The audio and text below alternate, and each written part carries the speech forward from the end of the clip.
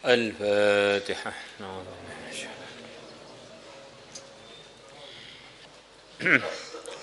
بسم الله الرحمن الرحيم. وعن غيره ya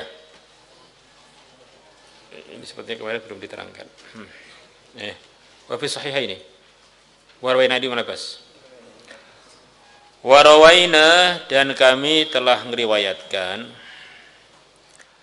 an Ibnu Abbas radhiyallahu anhuma qala, beliau mengatakan, Ibnu Abbas ini adalah putra pamannya Rasulullah SAW, sepupu Nabi, yang didoakan khusus oleh Nabi kita, didoakan Allah beri dia pemahaman Al-Quran, pemahaman hadis. Maka tentu perkataan-perkataan beliau ini ada harga yang begitu tinggi, nasihat-nasihat beliau.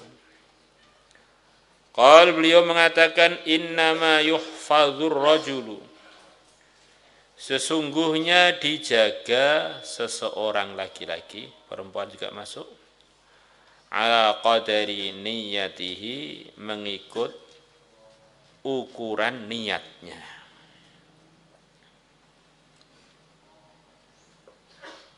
Jadi niat kita itu sampai mempengaruhi macam-macam, termasuk mempengaruhi doa-doa penjagaan yang kita panjatkan.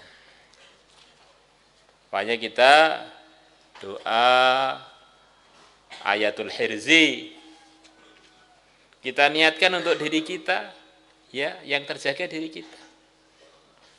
Kita niatkan untuk calon-calon istri kita, maka calon istri kita pun di Pondok Putri sana sudah terjaga. Kita niatkan untuk calon anak cucu kita, calon mantu kita, calon-calon mantu kita sudah terjaga juga. Maka luaskanlah niat-niat kebaikan. Diceritakan kejadian yang dituliskan dalam kitab Ta'lim Muta'alim, Ta'lim Fadilah Amal. Itu diduga kejadian itu zaman Sayyidina Umar. Ada seorang suami safar meninggalkan istrinya yang sedang hamil tua atau sedang hamil saja. Maka sebelum berangkat dia berdoa, ya Allah, aku titipkan kepada Engkau keselamatan, kesehatan, dan seterusnya untuk anak saya yang dikandung oleh istri saya. Maka akhirnya orang tadi safar, pulang safar, kaget dengar istrinya ternyata sudah meninggal. Orang-orang kampung bilang, itu di kubur istri kamu itu ada aneh. Setiap malam ada suara dari dalam kuburan, kelotak-kelotak, kelotak-kelotak. Maka suaminya penasaran, setahu saya istri saya ini orang solehah juga, kok ada aneh-aneh di kuburannya, ada apa? Akhirnya kuburannya dibongkar. Selepas dibongkar kaget, ternyata dia melihat ada bayi nyusu pada jenazah itu. Tentu saja namanya cerita ada tambah-tambahan dikit biar lebih menarik mungkin gitu ya. Maka dia melihat pemandangan itu sedih, sayang, begitu senang dengan keselamatan anaknya, begitu sedih dengan kondisi istrinya yang wafat. Maka dia bilang, ya Allah, kenapa yang kau jaga kok hanya anak saya, istri saya enggak?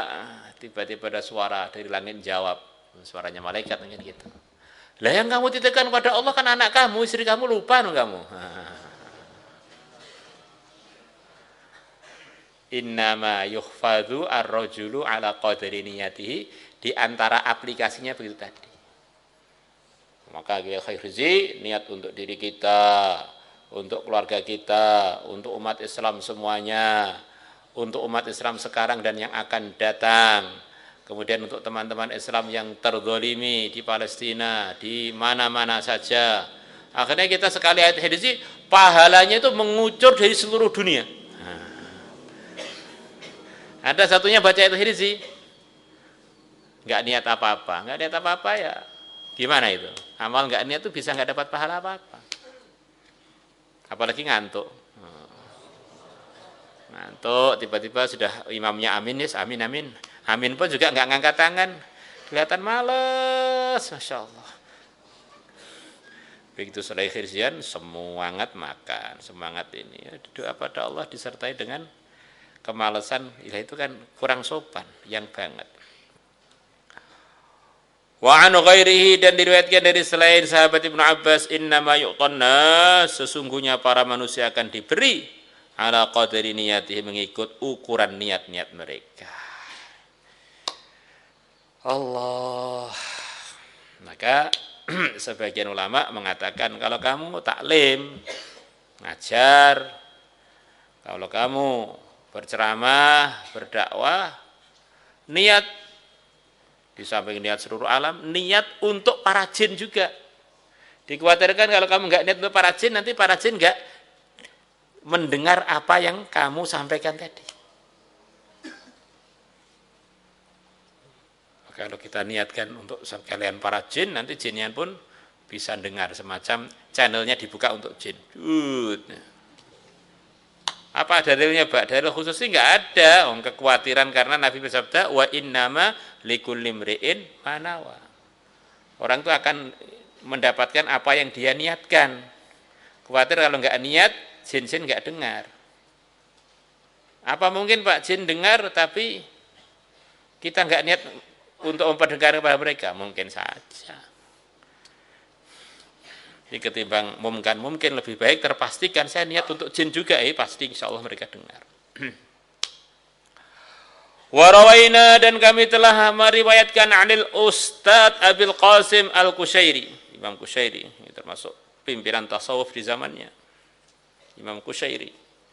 Jadi di dalam bahasanya para fuqaha, para ulama itu gelar yang sangat tinggi itu namanya Al-Ustadz. Kalau di negeri kita itu Ustadz itu kadang-kadang di bawahnya kiai. Ini Imam Nawawi manggil pimpinan-pimpinan ulama itu dipanggil Al-Ustadz. Nah, kalau nggak salah beliau manggil Imamul Haramain juga Al-Ustadz. Negeri kita ini kadang-kadang ada perasaan khusus, yang perasaan itu sebetulnya kebalikannya perasaan di negeri-negeri Arab, bahkan perasaan di dunia keilmuan. Seperti sekian banyak laki-laki di negeri Arab sampai Indonesia diperempuankan. Maksudnya gimana Pak? Itu nama Salamah itu kan untuk laki-laki. Begitu sampai Indonesia, Bu Salamah. Nama Maisarah itu untuk laki-laki. Begitu sampai Indonesia, Bu Maisarah. Masih banyak lagi siapa itu? Salamah, kemudian Maisarah. Kemudian siapa lagi? Nah, ya, di antara dua itu yang ingat.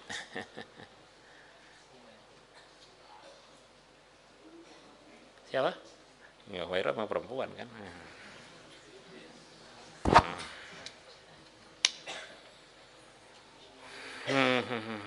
Antaroh, laki-laki, Antaroh. Jadi Imam Qushairi oleh Imam Nawawi dipanggil Al-Ustaz. Qal, beliau mengatakan al-ikhlasu ifradul haqqi subhanahu wa ta'ala fit ta'ati bil qasdi. Masya Allah. Ikhlas adalah menyendirikan yang maha benar, maha suci beliaunya dan maha tinggi di dalam ketaatan dengan disengaja. Ikhlas itu apa? Dengan sengaja taat saya ini hanya untuk yang maha hak. Al-haq itu salah satu Asmaul Husna. Saya taat ini semata-mata murni 100%, saya sengaja untuk Allah saja. Maka ada yang ngabsen, nggak ngabsen, ada yang ngawasi, nggak ngawasi, karena Allah ya tetap berangkat. Berarti saya ini nggak ikhlas. Ya mulai kapan kamu pernah ikhlas?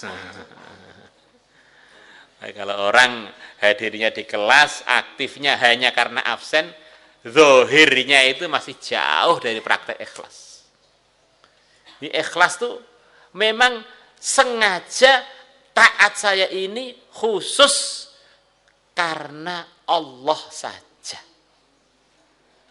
Bukan karena termotivasi atau karena dorongan apa, dorongannya untuk Allah, untuk dapat ridhonya Allah. Ifradul haqqi subhanahu wa ta'ala fit ta'ati bil qasdi. Wa huwa, ikhlas itu, jadi penjabarannya bagaimana? Ayyurida bi ta'atihi at-taqarruba ilallahi ta'ala. Dia menginginkan dengan ketaatannya untuk usaha mendekat kepada Allah Ta'ala. Usahanya itu untuk dekat pada Allah. Dipuji, enggak dipuji, terus jalan. Karena Allah kok. Duna syai'in akhar, bukan karena tujuan yang lain. Min tasannu'in li makhluk, berupa basa-basi untuk makhluk. Tasannu' itu semacam membuat drama. Nah, dia ini sebetulnya bukan karena Allah, terus pura-pura nggih-nggih, sopan, nunduk-nunduk, biar oleh makhluk dipuji. Wah, ini santri kok copan banget sih, ini ahli khidmat. Begitu nggak ada makhluknya, dia kelihatan aslinya gitu. Tasannu' itu bukan asli, kepura-puraan. Perbuatan yang aslinya itu dia tidak begitu itu. Awiktisabi mahmadatin 'indan nas, atau dia mencari pujian di kalangan manusia. Ini semuanya keluar dari definisi ikhlas. Au mahabbati madhin minal khalqi, atau cinta pujian dari makhluk. Au maknan minal ma'ani, atau makna dari sekian banyak makna, atau apapun yang selain yang telah diterangkan tadi, yang bukan murni karena Allah, itu semuanya menjadikan orang keluar dari, lulus dari ikhlas. Siwat taqarrubi, yang maknan minal ani tadi, selain mendekatkan diri ilallahi ta'ala, kepada Allah ta'ala. Qal, beliau mengatakan wa yasihu ayyuqal, dan benarlah untuk dikatakan, kesimpulan dari atas itu, al-ikhlasu, ikhlas, tasfiyatul fi'li, adalah membersihkan perbuatan, an mulahadzatil makhlukin, dari memperhatikan para makhluk, dari minta perhatiannya para makhluk. Jadi memang ini perbuatan saya ini murni karena Allah. Makhluk mau komen apapun ramah salah. Komen baik tidak menyebabkan saya tambah melambung, komen buruk tidak menyebabkan saya tersungkur. Ikhlas.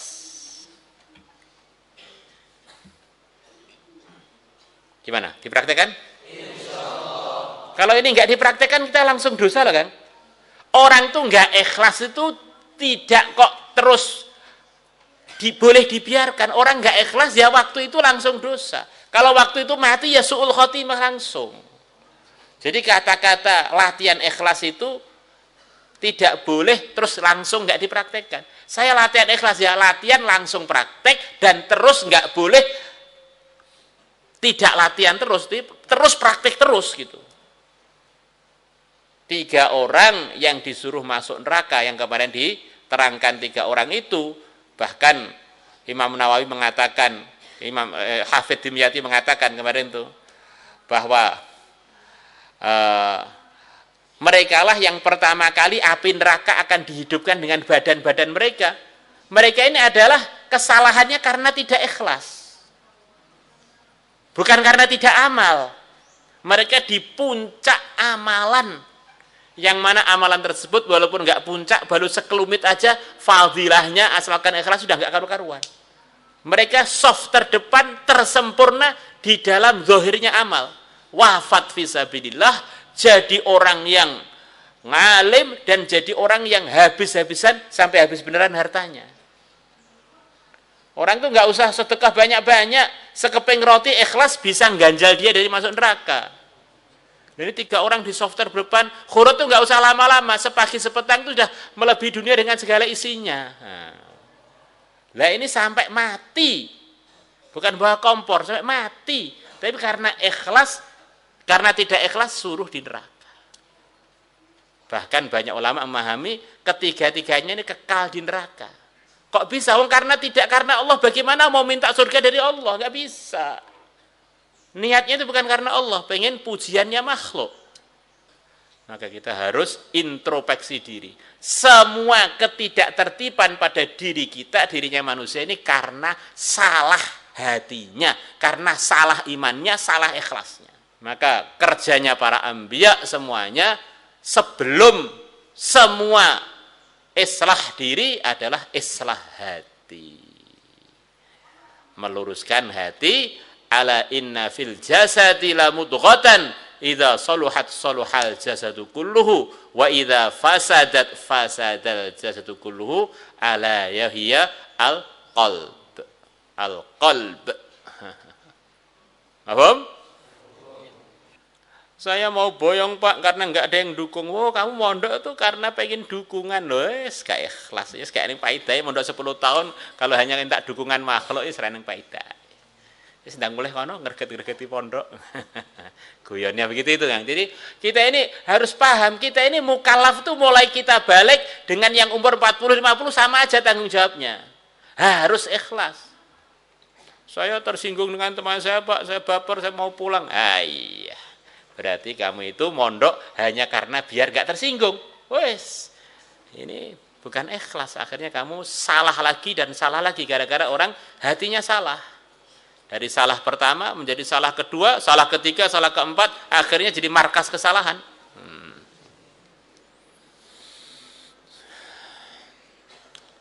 Salatullah salamullah